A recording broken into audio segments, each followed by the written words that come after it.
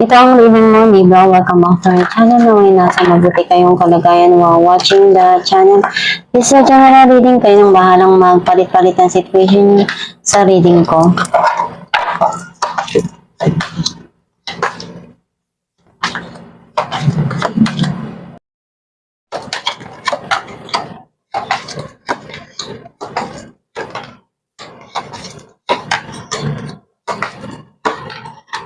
At the bottom of the deck, Page of Swords. I feel like yung energy mo, nasa-sense ko na may mga bagay ka dito na gustong sabihin at iklaro dun sa mga nangyayari ngayon sa buhay mo.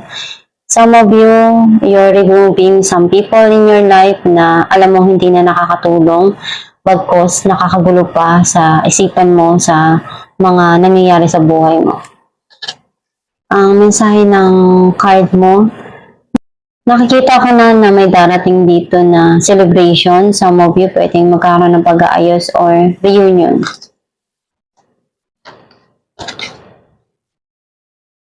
Nagkaroon ng pagtatapos doon dahil merong kaguluhan or hindi nagkaintindihan dun sa sitwasyon na yon or may pinagdaanan sa mga nangyari doon na hindi mo nagustuhan or hindi nagkaunawaan ng maayos.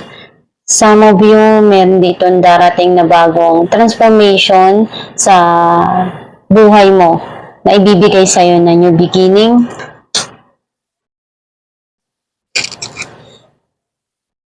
May binabalikan ka dito na nagpapasaya pa rin sa puso mo sa mga nangyari sa buhay mo sa nakaraan and hindi mo makalimutan yun. Ngayon mo nakikita ko ano yung mga na-achieve mo. Some of you may mga pangarap pa na gusto mong makuha. And nakikita ko naman nagkakaroon ng financial growth dito and also stability.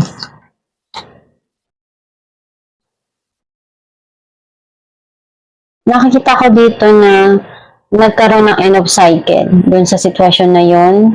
And when yung cycle na nadarating, andun yung peace of mind and harmony. Pagmamahal na pinupunuan mo palagi, binibigay, pwede sa tao o sa sarili mo na buong buo.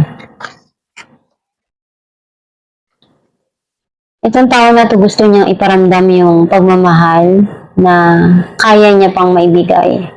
Some of you, pwedeng ikaw to na gusto mong ipakita, iparamdam sa iba na andyan ka lang para sa kanila. Andun yung sadness na naramdaman mo dahil nangyari sa nakaraan na feeling mo iniwan ka, kaya nalungkot ka. Some of you, nagkakaroon ng, kumbaga, nabibitin sa panggastos, which is normal naman sa isa't isa or sa atin na hindi perfect yung buhay natin. Clarify natin ang 3 of Cups. 2 of Wands and 9 of Cups. May wish fulfillment ka na darating dito na talagang ikakasaya ng puso mo. Andun yung hinihintay mo na to eh. Some of you may mga plano ka na gusto mo pang matupad na pangarap mo.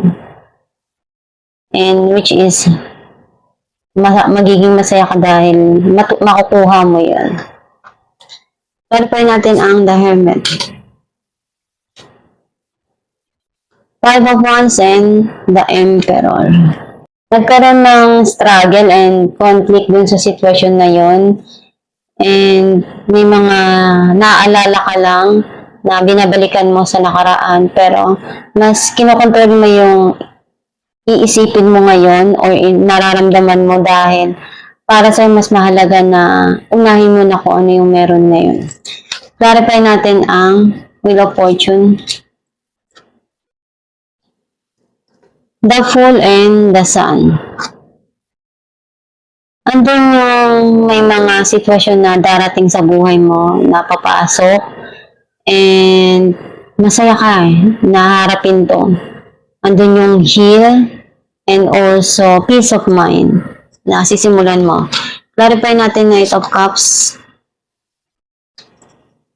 6 of Pentacles, and 9 of Pentacles. Nakikita ko na masaya ka dahil may mga goal kang na-achieve at masaya ka dahil malaya ka na nagagawa mo yung gusto mo, nakakatulong ka, and nababalanse mo lahat kung ano yung dumarating sa'yo ngayon. Clarify natin ang death. The Emperor and 8 of Pentacles. Nakikita ko na sobrang ginagawa mo lahat ng makakaya mo sa kaperahan mo na mapaunlad mo.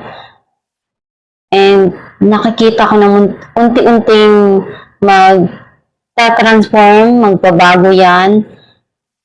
Basta ipagpatuloy mo lang yung makakaya mo doon na ma-achieve mo pa kung ano yung gusto mo.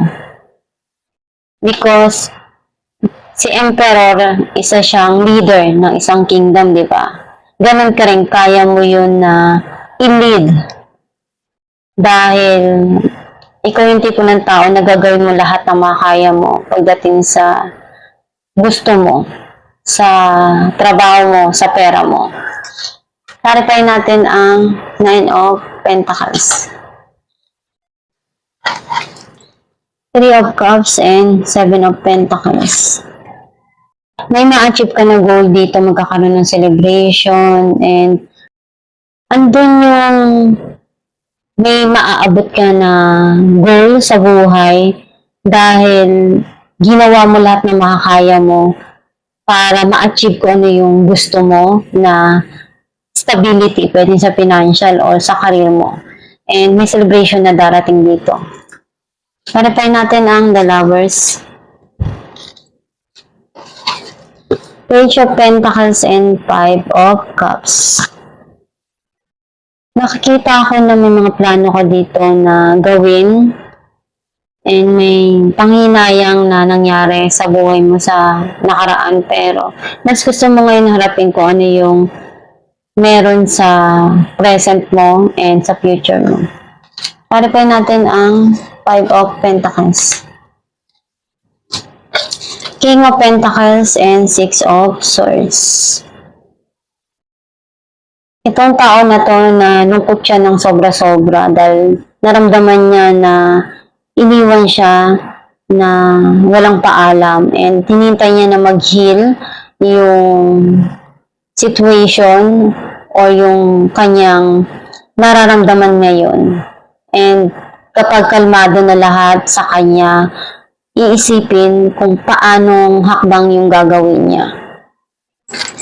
Alam mo natin pa naman sa akin ng yung babae.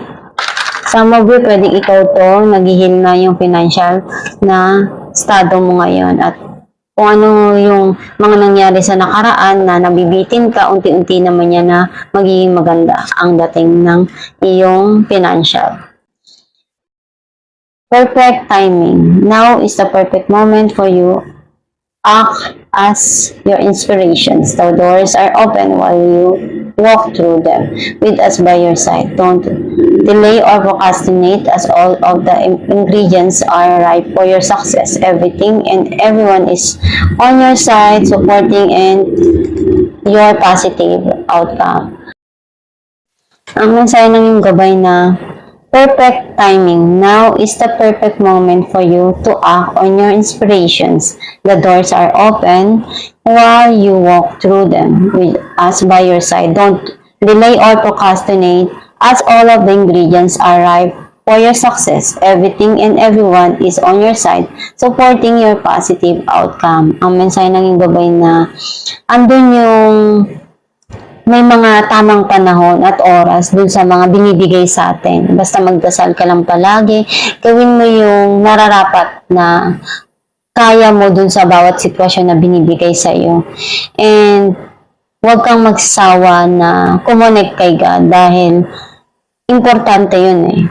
Andun yung trust also and pagsusumikap na magagawa mo para dun sa mga pangarap mo. Basta gawin mo lang yung best mo at magdasal lang palagi, alagaan ang sarili mo para ma-achieve mo pa yung mga goal mo at pangarap mo sa buhay. At itong yung reading Libra, kung nakaresonate ka, kindly comment down below. Thank you for watching.